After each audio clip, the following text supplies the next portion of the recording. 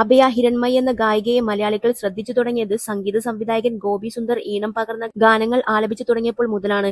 ഇന്ന് അറിയപ്പെടുന്ന പിന്നണി ഗായിക മാത്രമല്ല, നല്ലൊരു അഭിനേത്രിയും മോഡലും സംരംഭകയുമെല്ലാമാണ് അഭയ. വർഷങ്ങൾക്ക് മുൻപ്, അതായത് ലീവിംഗ് റിലേഷൻഷിപ്പുകൾ മലയാളികൾക്ക് സുപരിചിതമാകും മുമ്പ് തന്നെ ഗോപി സുന്ദറിനൊപ്പം ലീവിംഗ് റിലേഷൻഷിപ്പ് നയിച്ചയാളാണ് അഭയ ഹിരൺമയി. അന്ന് കോളേജ് പഠനം പൂർത്തിയാക്കി ഇറങ്ങിയിട്ടേയുള്ളൂ. 14 വർഷത്തോളം ഇരുവരും ലീവിംഗ് റിലേഷൻഷിപ്പ് നയിച്ചു. പിന്നീടാണ് പിരിഞ്ഞത്. അതിന്റെ പേരിൽ ഇന്നും പരിഹാസവും വിമർശനവും സമൂഹത്തിൽ നിന്നും അഭയ ഏറ്റുവാങ്ങുന്നുണ്ട്.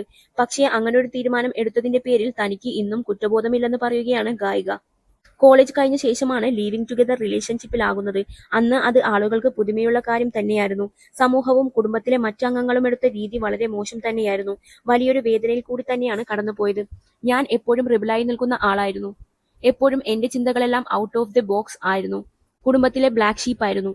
എന്താണ് ശരിയെന്ന് എനിക്ക് തോന്നുന്നുവോ അത് ഞാൻ എപ്പോഴും ചെയ്തിട്ടുണ്ട്. അതുകൊണ്ട് എനിക്ക് കുറ്റബോധം ഉണ്ടായിട്ടില്ല. ഇപ്പോഴും അതിന്റെ പേരിൽ എനിക്ക് ഒരു കുറ്റബോധവുമില്ല. ശരിയും തെറ്റും ചെയ്തുകൊണ്ട് മുന്നോട്ട് പോകാനേ നമുക്ക് സാധിക്കുകയുള്ളൂ.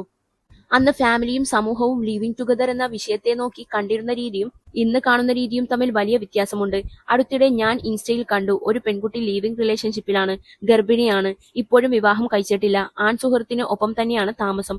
അത് കണ്ടപ്പോൾ എനിക്ക് വളരെയധികം സന്തോഷം തോന്നി. അതിന് മറ്റൊരു കാരണം കൂടിയുണ്ട്. ഒരുപാട് പ്രേക്ഷകർ ആ ലൈഫ് സ്റ്റൈലിനെ, ആ കുട്ടിയെ ഹാപ്പിയായി സ്വീകരിച്ചിട്ടുണ്ടെന്ന് മനസ്സിലാക്കാൻ കഴിഞ്ഞു എന്നതാണ്. ബാധ്യതകളില്ലാതെ അങ്ങോട്ടും ഇങ്ങോട്ടുമുള്ള കമ്മിറ്റ്മെന്റിനെ മാത്രം ഭാഗമായി ജീവിതത്തിൽ കൊണ്ടുപോവുകയാണ്. അന്നൊന്നും ആളുകൾക്ക് ഇത് ചിന്തിക്കാൻ പോലും പറ്റുന്നതായിരുന്നില്ല. സ്ലട്ട് ഷെയ്മിംഗ് ആയിരുന്നു അതെന്നും അഭയ പറയുന്നു. കണ്ടീഷണലായി ജീവിക്കുന്ന സ്ത്രീകളെക്കുറിച്ചും ഫൈനാൻഷ്യൽ മാനേജ്മെന്റിൽ തനിക്കുള്ള കഴിവുകേടിനെക്കുറിച്ചും ഗായിക സംസാരിച്ചു.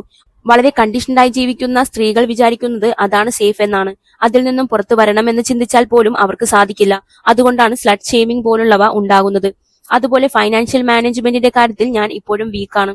പല സ്ത്രീകളും ആ പോയിന്റിൽ വീക്കാണെന്നാണ് എനിക്ക് തോന്നുന്നത്. 5000 രൂപ കിട്ടിക്കഴിഞ്ഞാൽ 1000 രൂപ പോലും എങ്ങനെ സംരക്ഷിക്കണമെന്ന് എനിക്കറിയില്ല.